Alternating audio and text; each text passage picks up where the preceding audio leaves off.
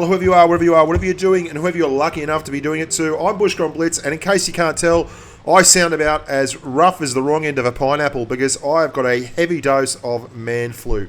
However, I'm going to struggle through onwards and upwards because I believe the news has to be spread far and wide about this little number here, the Cromwell Berlin. Not to be confused with Irving Berlin, famed songwriter and musical composer, but indeed the variant of the Cromwell B as it pops up in game.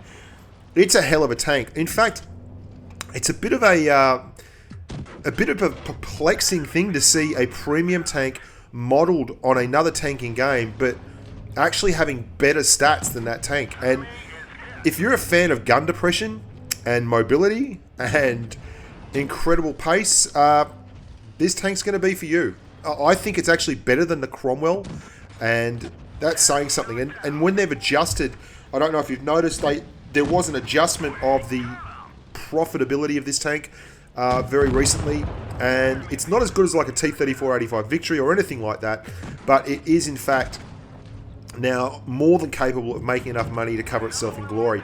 If you do 2K and you're in a tier 6 game and you don't spam a lot of APCR, you'll make 30 or 40k, no problems whatsoever, maybe even 50k. And that's good. And the gun is phenomenal. This is the same gun that the top gun of the Cromwell B, the 75mm Vickers VH. 10.53 rounds a minute, 145mm a pen on your AP, and 202mm a pen on your APCR, and it's plenty accurate. You can see here I'm pounding the AT7 over there, just keeping an eye on the competition and realising I've got to pull back there. 0.36 dispersion and 2.3 seconds of aim time. But that rate of fire, you can see here, poor old AT2, no turret. We're just going to keep him permatracked at nearly 11 rounds a minute without a gun rammer, without vents, without rations and all those kind of things, without all the perks you get from your crew skills and such. This thing is absolutely capable of permatracking anything in the game. It's a special tank for a premium. It's got incredible gun depression. One of the things I adore about the Comet is the 12 degrees of gun depression. Watch this little clip here. This is the new Rockfield, obviously. 12 degrees of gun depression will allow you to reset your camo, drive up behind a bush, because it seems to have excellent camouflage. Obviously, I don't have the raw numbers on that. Take a shot, drive back. Reset the camo, drive up over the bush, hardly expose anything at all, take a shot and drive back. In fact, there is an actual bit of footage coming up where I shoot a Kuro Moro Mini on dead rail through the arse of the tank, through my own buttocks. It's unbelievable. It's got that kind of gun depression all the way around. And speed, it's 64 kilometers an hour, 50 degrees of traverse, 50. It is so agile and nimble. The Cromwell, the normal Cromwell, has 33 degrees of traverse and 48 degrees on its turret. And this thing has 48 degrees on its turret and 50 on its tracks. It's got the same engine. It's got a Rolls-Royce Mark 4B. It absolutely, 650 horsepower, the both of them. They both weigh about 28 tons. The pickup is massive, but look at this gun depression. The Cromwell has 8. I mistakenly said it had 10 in my review of the Cromwell football that I recently did. And the Cromwell's a great tank, and obviously you don't have to pay for it. But this thing has 12 degrees of gun depression, which is obscene, and much better traverse numbers. Now the gun, I have a sneaking suspicion that although the numbers are exactly the same, i.e. 0.36 dispersion and 2.3 seconds of aim time, the gun's bloom on the move is not fantastic. And that's one of the things that you just never really see. That being said, I have absolutely no problems in this tank hitting stuff no scope. It's got plenty of pen on its APCR, so when you're running the tier 7 tanks, and obviously one of the best things about driving a tier 6 premium is you never see tier 8. You never see that abomination of a tier as it currently is with the IS-6s and the IS-3 Defenders and the Louvers and the Yag Tiger 8.8s and all these massive big hit point pool tanks running around up there. the IS-3s, you never run into that heavy dominated tier. So you can actually quite often get away with it. When the biggest tank you're going to find is a T-29 or something like that, that's a lot easier to handle than if you're, say, Rudy driving against IS-3 defenders, which are notoriously tough tanks, very mobile tanks too. And you can see here again, with the rangefinder, he's out over 200. I'm behind a bush. I'm pretty confident I can shoot him without actually taking any incoming damage because the light bulb's not going off. It's got good camo, that gun depression. Excuse me. I'm crook as a drover's dog at the moment. Not very well. And the girl has actually got me on down tools, but she's ducked out for a while. This is my first ever kill in the Cromwell B. Look at it, just rolling along. I ran this thing with Rich Like a MP. We had a great time. Ran about 25, 30 games in it. Got plenty of footage. It's a crackerjack tank. It's a Bobby Dazzler.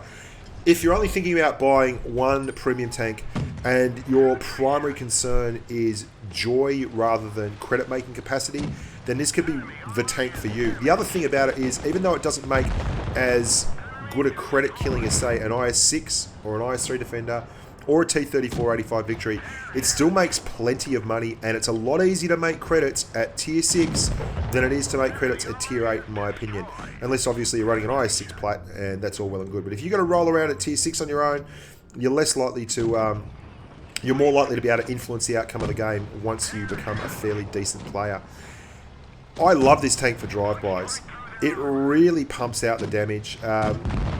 It seems a really stable gun platform for me, and I enjoy driving it fast. Like, the 50 degrees of traverse is key. 50 degrees is a hell of a lot of traverse compared to 33. 33 degrees of traverse in the normal Cromwell can leave you a little bit tricky when you're trying to COD and things like that. But look at how agile this thing is. It moves like a snake.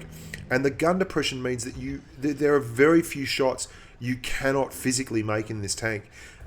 You can be on a slight mound, you can be on the top of a steep hill, and it will still get shots down and across. And you can see there we can't really do much, so we're not shooting that fella because we're obviously not wanting to let the world know where we are. We're going to let him mosey straight across there, do whatever he thinks needs doing. No one realises we're here. Great little tank, great camo rating. I don't have the raw stats for it, but it certainly seems to have a fantastic camo rating.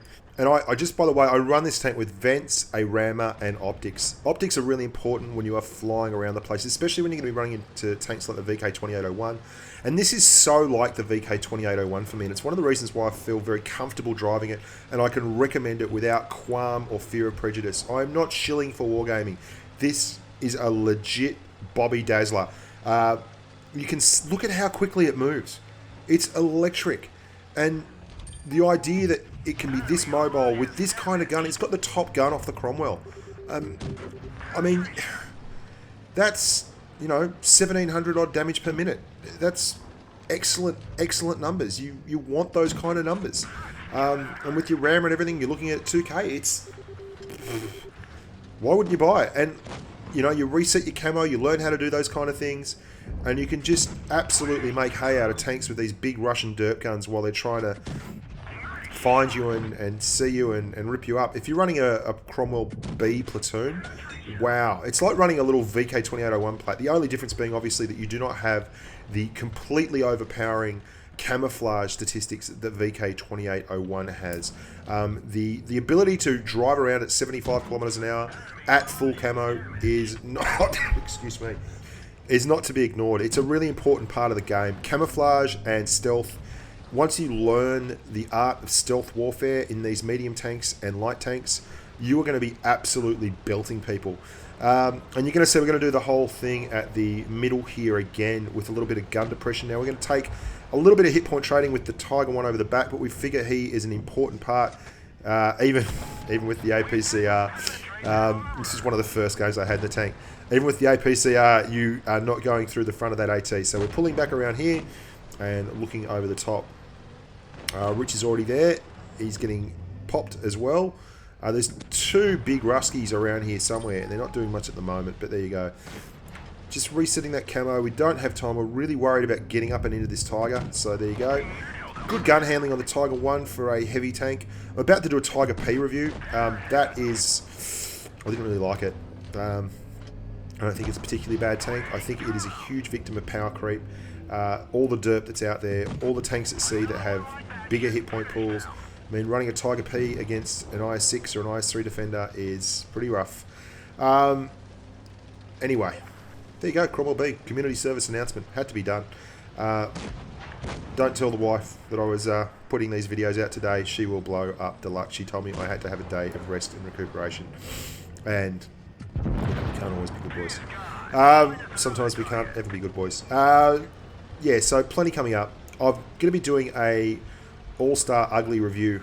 Basically, I'm going to be talking about tanks like the Toaster and the Light, which have some glaring design faults which you really got to be aware of when you're driving up the lines. But just glory in the rate of fire, the mobility, and the fact that you're making money in the Cromwell B. We only have about 2,600 here. I think, mate, someone's driving this tank like a lunatic because it is impossible to get the mastery badge in this. I'd say it's got to be around 3.5k, 4k for a tier 6 match, which is pretty good to get the mastery. Let's have a look at the stats. Take us to the stats sheet, Eddie.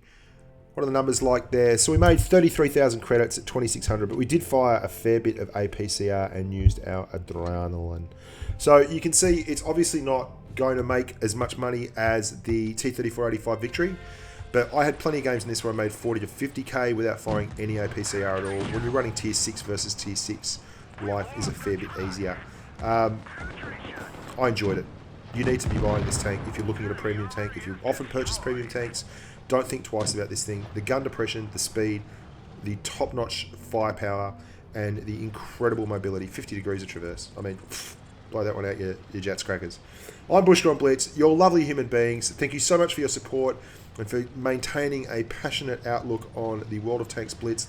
Channel's nearly 15,000 subs. We're about to hit 2 million views on the YouTube channel.